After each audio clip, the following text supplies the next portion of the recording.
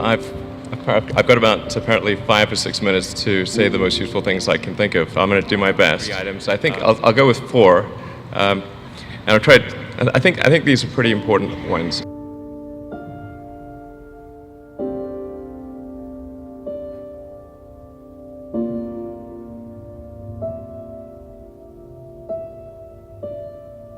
You need to work, depending upon how well you want to do, and particularly if you're starting a company, you need to work super hard.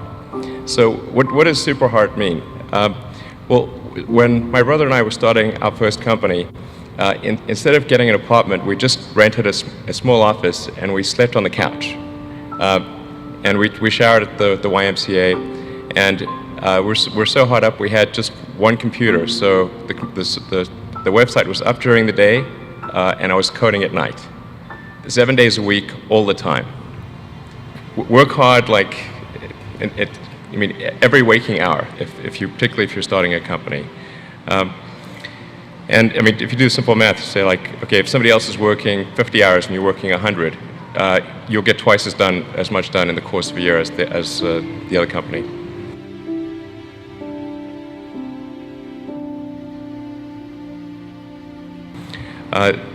The other thing I'd say is that if you're creating a company or if you're joining a company, the most important thing is to attract great people. So either join a group that's amazing, that you really respect, or if you're building a company, you've got to gather great people. All a company is a group of people that have gathered together to create a product or service.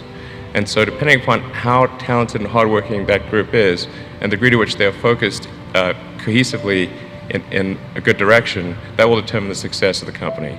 So do everything you can to gather great people if you're creating a company.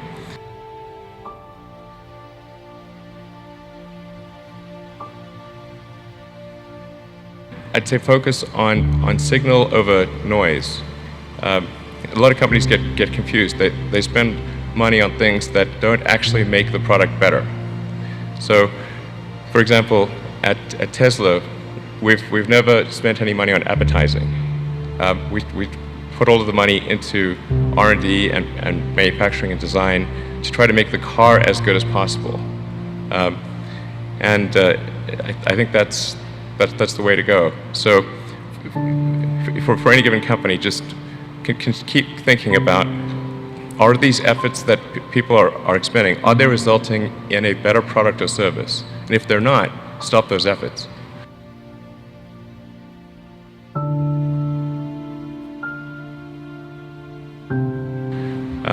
And then the final thing is to sort of don't just follow the trend.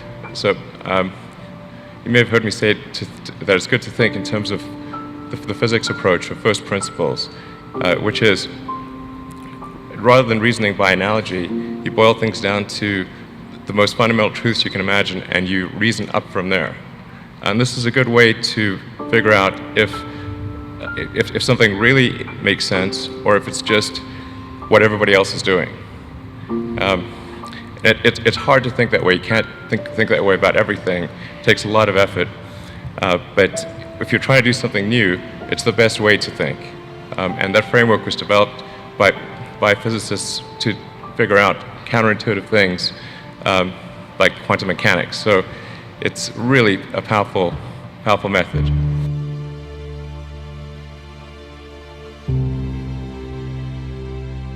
And then I think that the final thing I would encourage you to do is, now is the time to take risk.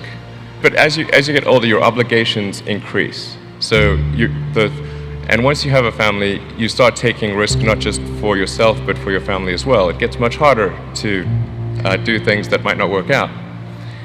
So now is the time to do that before you have those obligations. So I would encourage you to take risks now. Do something bold.